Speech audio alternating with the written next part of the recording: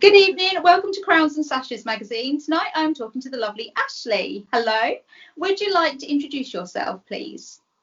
Hi, yes, thank you for having me, first of all. You're very welcome. My name's Ashlea, I am 28 and I am a current first princess for Miss Caribbean UK 2020, and I was also the best charity fundraiser and Miss Personality. I was born in the Cayman Islands and currently based in St Neots in Cambridgeshire. Near me. No one's ever near me. And we're from the same place, so you know. You represented your home country, the Cayman Islands, for Miss Caribbean 2020. How was that held? Was it virtual in the end, or could you still get in that time frame when we came back into normal world, so to speak? Yeah, we were really lucky. Obviously, the majority of the year when we had our time as finalists, we had to do pretty much most things virtually, but we had the opportunity to do some rehearsals face to face. When we were the restrictions were lifted. Obviously, it was kind of in and out depending on the different restrictions at the time. But luckily, with regards to the final, we had the opportunity to do everything face to face, all with COVID precautions in place, everything nice and safe. But we had no audience, sadly. But we managed to have a virtual audience later on in the year, where we got to showcase the event, which was a real highlight. So what was the time frame from when you got to record it to when it was aired? So I believe it was about 3 to 4 weeks. So not long. No, not too long. But I think once you've had the event, it feels like come on. Yeah. And because you know what the result is, you just want to tell everyone else. Exactly. It's like, no, got to keep it quiet. But it was a nice time also to kind of reflect on the event as well, because obviously, as you know, after such a big event and you've built up throughout the whole year, you've done all your rehearsals. It's kind of, you need that moment, you need that space to really sit and just be with it, and then being able to then watch it on kind of the screen at home was fab. Did it feel a bit weird having no audience? This was my first pageant, so I didn't really know any different. Yeah, I didn't really know any different. But I think that obviously there's parts of it which make it less daunting because you don't have that audience there, but also you don't have any audience to feed off of. So we of course had the judges there, which was great. So as you're coming out, you're making eye contact with the judges. Your focus is very much them, but you don't have your support, your friends, your family. They're kind of cheering you on, but you kind of it almost gave you that little boost before to say, actually, you can do it, whether they're there or not. So but there's something about when you walk onto a stage and you hear cheering and you hear support, isn't there? So when you walk on and it's silent, I think I'd be a bit like, oh, where is everyone? Yeah, I think, to be honest, the music definitely helps you through that. So obviously one of our rounds was carnival round, so we had upbeat music to come on to. So your outfits are just incredible. Thank you. Did you make that, or did you have someone make it for you?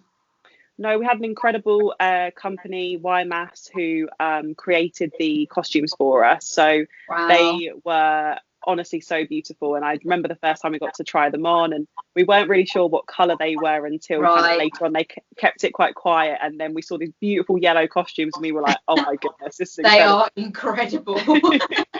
I want to wear one. Well, how did you find the build up to being in the pageant? Because obviously 2020 hit quite early, didn't it, last year, so no one knew what was going to happen. Did it stop any of your plans that you had? Yeah, I think it was both nerve-wracking but exciting. So obviously, as I said before, it was my first pageant, so I wasn't really sure what to expect. Obviously, the fact that we had the opportunity to connect with all our kind of pageant sisters virtually was great. We built a really good bond. We had kind of Caribbean quizzes the odd week and kind of got to connect. Fun. Yeah, it was just fun, and we did what we could. And I think there were moments where it was really tough, particularly with certain events that happened last year. It was really hard, and I think we used each other to lift each other up. But for me, it was also the balance of work life and also doing my practicing and rehearsing outside of that as well. So it was definitely full on, and I learned so much. there's no, you can learn so much, but there's still more to learn every day, isn't there? Yes, definitely. It's never ending. Yeah, and I mean, we had some fantastic mentors that helped us along the way. So, you know, I think I might have mentioned to you before, I'm obviously sport physical activity related, so I'm used to wearing joggers. So, you know, the thought of walking in heels and in a beautiful gown, it was a little bit daunting, but the mentors really eased us into it. And I think that was just the nature of the organisation. They're so supportive and just want you to shine on the day. They want to get the best out of you, and that's what they did. So. Excellent. What made you enter a pageant to start with? If this was your first one, what made you think, I'm going to do it? Well, in all honesty, I'd thought about it a couple of years before, and I wasn't brave enough. I wasn't confident enough. So I did chicken out a little bit a couple of times. But this year particularly, I'd come back from the Caribbean, actually. I'd been on a holiday in the January. And obviously, having been born there, and I have a lot of family still in the Cayman Islands, I haven't had much of a chance to connect with the island. The odd time I'd go and visit. So for me, connecting to my heritage, to my culture, being able to kind of learn and understand that part of me was a really important thing. And actually, I thought this could be a good way to challenge myself. Yeah, myself definitely. Yeah. And also just learn about me and, you know, explore things a little bit differently. And it definitely paid off. And I think I learned actually a lot more than I ever thought I would as well. So it was a little bonus too. So what have you took away thinking that's the best experience? Like, what part of the whole process? And you thought, I love that. Was it like making a new friend? What was it, being on the stage, although there was no audience? So I'd probably say that, so I had my dress handmade. So it was a bespoke dress that was linked to my charity. So I was raising funds for the Perfect Day Foundation and for a Zambian initiative that supports girls who are creating tailoring products to help through their kind of journey. And I had a great, a gentleman called Kenny who runs Ken B Clothing, and he's also got a real relationship with the pageant world. He's very experienced in kind of carnival theme as well. So being able to kind of present yourself, poise, etc. And I remember first trying on the dress, and that was a real moment for me because it represented what I was about. It represented what I was trying to raise awareness of. I'd never had anything made like that for me, so it was really special. And I remember first starting to walk in it, and I was probably a bit robotic. And, got your heels on, thinking, "Oh no!" Exactly. You're not quite sure what to do with yourself. And I had a session with him and also one of the mentors, Chanel Henderson, and they were kind of trying to just get me to relax into myself and just be open and being comfortable with me, and kind of trying to teach me that gliding effect. And at first it felt so unnatural, and as I started to get more comfortable with myself progressively throughout the process, because it really was a learning journey for me, I think the highlight really was that moment on stage, and it just felt so natural, and I just thought, this is what it's all about. It's like a pinch me moment, isn't it? It's like, this is it, I'm happy. Yeah, exactly. You know, it doesn't get much better than that. And although you're nervous, it was that confidence and that inner, it just felt like nothing I'd really felt before, and I couldn't quite believe it afterwards. And I thought, oh my gosh, did I really just do that? But it was, you know, through that kind of support through others that had the belief in me, I was like, actually, I can do this. Oh, that's lovely. What is your platform? Could you tell us a bit about that, please?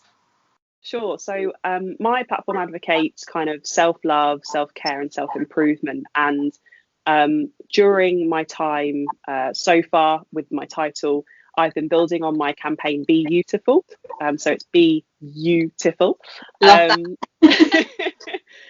I'm doing kind of a multitude of things, to creative initiatives to kind of raise awareness of the campaign, to kind of advocate self-love and just uplifting women. So it's very important.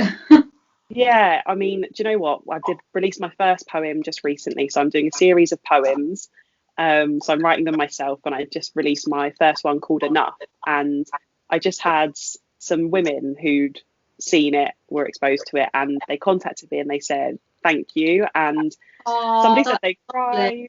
Yeah, and it was just really, to be honest, I was taken aback because I thought, I wasn't expecting it to get that sort of response, really. But yeah, the platform essentially advocates that, and I'm raising funds for one-to-one mentoring charity. Right. So the funds raised there will go towards helping girls from Black and ethnic minority communities to access coaching and mentoring services. So I'm really excited. I've got an event coming up in May, so the 15th to 16th of May, in alignment with Mental Health Awareness Week. So really, really excited for that. Excellent. That was my last question, actually. Do you have anything coming up that anyone can get involved with?